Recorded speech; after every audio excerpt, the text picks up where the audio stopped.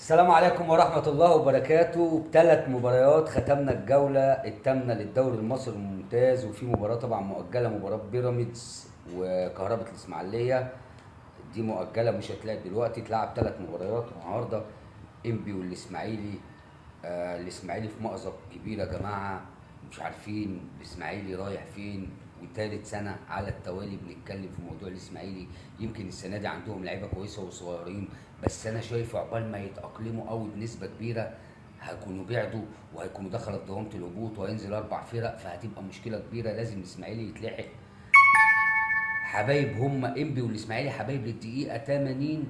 حتى هدف من ضربه جزاء يحرزه احمد العجوز. وانبي اللي ماشي بخطى ثابته لازم نديله حقه مع الكابتن حمزه الجمل من الموسم اللي فات. الحقيقه من الموسم اللي فات يمكن كانوا بينافسوا على الهبوط، واخر اخر مباراه كسب 9 بونت ورا بعض. عدلوا شكلهم في الجدول. والموسم ده بادئ انبي ماشي بصراحه، ماشي بخطى ثابته وماشي كويس جدا. الف مبروك لنادي انبي. سيراميكا ومودرن، طبعا سيراميكا فرقه كبيره، ومودرن السنه دي فرقه كبيره. سيراميكا تقدم بهدف عن طريق اسلام عيسى، واتلغى بادعاء التسلل في الدقيقه 40. ثم هدف تاني في الدقيقه 66 بس ما اتلغاش. المدافع رجب نبيل حط صاروخيه عرضيه، حط وش رجله 1-0. ثم هدف تاني عشان يقتل المباراه عن طريق صديق اجولا بعد مهاره ولا اروع من النجم محمد ابراهيم.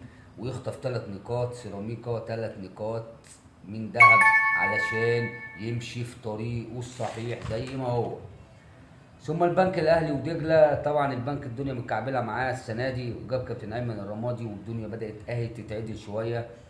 طلعوا الشوط الاولاني حبايب بعد مباراه سجال. ثم هدف البنك عن طريق احمد ياسر ريان من ضربه جزاء في الدقيقه 62. يسكت دجله؟ لا، ما يسكتش وما يفرطش في ال 13 بونت اللي عنده، او ال 13 نقطه اللي عنده، علشان ما فيش مباراه تعدي من دجله الا لا فوز لا تعادل. دجله السنه دي بصراحه مع محمد الشيخ عامل شغل اكثر من رائع. قدر دجله يتعادل عن طريق سيف توكا اللي تسبب في ضربه الجزاء. 1-1، وكده نقطة هنا ونقطة هناك، وختمنا الأسبوع الثامن إن شاء الله في انتظار الأسبوع التاسع. السلام عليكم ورحمة الله وبركاته.